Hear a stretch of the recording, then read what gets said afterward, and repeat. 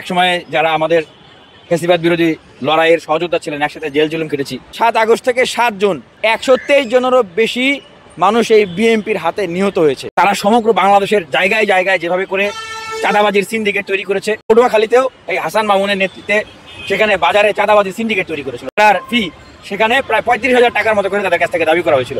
এই চাঁদাবাজদের বিরুদ্ধে, এই সন্ত্রাসীদের বিরুদ্ধে কোনো ব্যবস্থা নেওয়া তো দূরে থাক, জাতীয়তাবাদী দলের মহাসচিব মির্জা ফখরুল ইসলাম আলমগীর অথবা রুহুল কবির রিজভী ভাই অথবা ভারপ্রাপ্ত চেয়ারম্যান জনাব তারেক রহমান দ্রুত সময়ের ভিতরে ওনাদের জায়গা থেকে এই বিষয়গুলো সমাধান করবেন, কিন্তু করলেন না। যখন ক্ষমতার প্রশ্ন উঠলো, এই সাদ্দাম ইনানরা কিন্তু শিক্ষার্থীদের উপরে একদম বর্বরচিত হামলা আক্রমণ শুরু করে দিল। নুরুল হক নূর বাংলাদেশে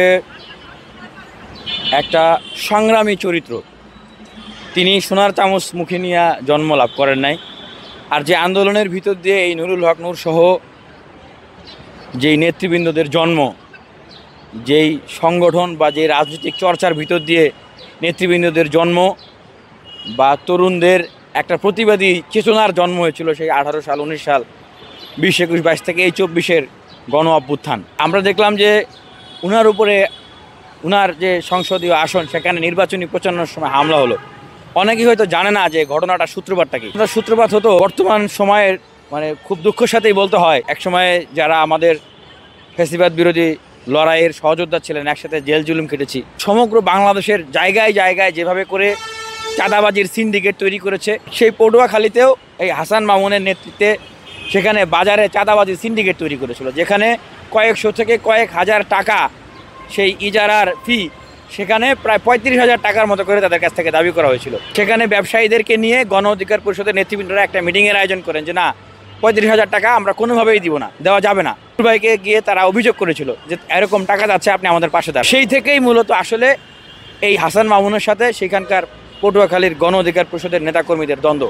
এই জিনিসটা আপনাদের জানা দরকার। কথাটা বলবো যে অত্যন্ত দুঃখের সাথে বলতে হয়, আজ 2-3 দিন থেকে এই গণ্ডগোল চলছে, মারামারি চলছে, কিন্তু বিএনপির শীর্ষ পর্যায় থেকে এখন পর্যন্ত আমরা কারো কোনো প্রতিক্রিয়া দেখলাম না।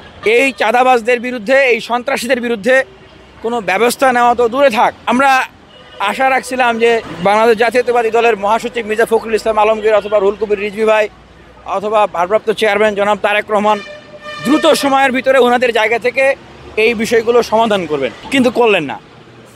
আজকে আমার একটা কথা মনে পড়ে যাচ্ছে, এটা শুনলে হয়তো আপনাদের কাছে, আপনাদের মানে বুকে অনেক আঘাত লাগতে পারে, যারা জাতীয়তাবাদী দলের সমর্থক কর্মীবৃন্দ ভাইরা রয়েছেন, একসময়ের সহযোদ্ধারা রয়েছেন। কেন এই আওয়ামী লীগের পতনের আগে আমরা ঢাকা বিশ্ববিদ্যালয়ের একটা চিত্র বলি আমি, তখন সৈকত, সাদ্দাম, ইনান, শয়ন এরা কিন্তু খুবই পজিটিভ ইমেজ ক্রিয়েট করার জন্য কাজ করতো।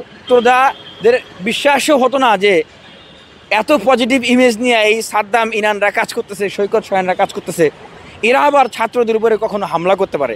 ছাত্রদের এটা একরকম কল্পনার বাইরেই চলে গেছিলো। দেখেন একটা পর্যায়ে কিন্তু ঠিকই যখন ক্ষমতার প্রশ্ন উঠলো, এই সাদ্দাম, ইনানরা কিন্তু শিক্ষার্থীদের উপরে একদম বর্বরচিত হামলা আক্রমণ শুরু করে দিল। আমাদের কাছে তাই মনে হচ্ছে যে বিএনপি সমগ্র বাংলাদেশে যেই জায়গায় চাঁদাবাজি, সিন্ডিকেট, মারামারি, গোলাগুলি, হত্যা, এই ধরনের ঘটনাগুলো ঘটতেছে এবং আলোচিত হচ্ছে, সমালোচিত হচ্ছে, অনেক জায়গায় ব্যবস্থা নিচ্ছেন। বলতে গেলে 7 আগস্ট থেকে 7 জুন 27 জনেরও বেশি মানুষ এই বিএনপির হাতে নিহত হয়েছে, ব্যবস্থা নিচ্ছে। কিন্তু আমার কাছে কেন যেন মনে হয় যে এই ব্যবস্থা নেওয়াটা যদি বড় ধরনের কোনো প্রশ্ন বিএনপির ক্ষমতার দিকে ছুড়ে দেয়, বিএনপি আর ব্যবস্থা নেবে না। বিএনপিও ক্ষমতাকে আঁকড়ে ধরার জন্য আওয়ামী লীগ স্টাইল অবস্থান নেবে, কারণ আমরা দেখছি যে সেই একই বুর্জোয়া স্ট্রাকচার, একই বুর্জোয়া পলিটিক্স। আরও দুঃখ লাগে যে শুধু বিএনপি না, বাংলাদেশের অন্য অন্য রাজনৈতিক দলের যারা শীর্ষ নেতা, যদি বাংলাদেশ জামাত ইসলামের কথা বলি বা নতুন রাজনৈতিক দল এনসিপির কথা বলি বা অন্য অন্য যে রাজনৈতিক দলগুলো আছে, ইসলামী আন্দোলন, গণসংহতি, কমিউনিস্ট পার্টি, কোনো রাজনৈতিক দলের শীর্ষ নেতাদেরকে আমরা দেখলাম না যে নুরুল হক নূরের উপর হামলার প্রতিক্রিয়া তারা জানাচ্ছেন। তাদের উদ্দেশ্যে বলবো যে দেখেন, আজকে নুরুল হক নূর তার সংসদীয় আসনে হামলার শিকার, লাঞ্ছিত, অপদস্থ হচ্ছেন। আগামীকালকে যে আপনি হবেন না তার কোনো গ্যারান্টি আছে? আগামীকাল আপনি যদি এরকম লাঞ্ছিত হন, তাহলে আপনাকে নিয়েও যদি কেউ কথা না বলে, তাহলে আমাদের সেই জুলাইয়ের কিসের ঐক্য হলো, বাংলাদেশের কিসের সংহতি হলো? তাহলে ক্ষমতার প্রশ্নে কি আমরা আবার বিবেচিত হয়ে গেলাম না? আর একটা কথা বলি যে বাংলাদেশ তার ভবিষ্যৎ নেতৃত্ব অটোমেটিক্যালি খুঁজে নেবে।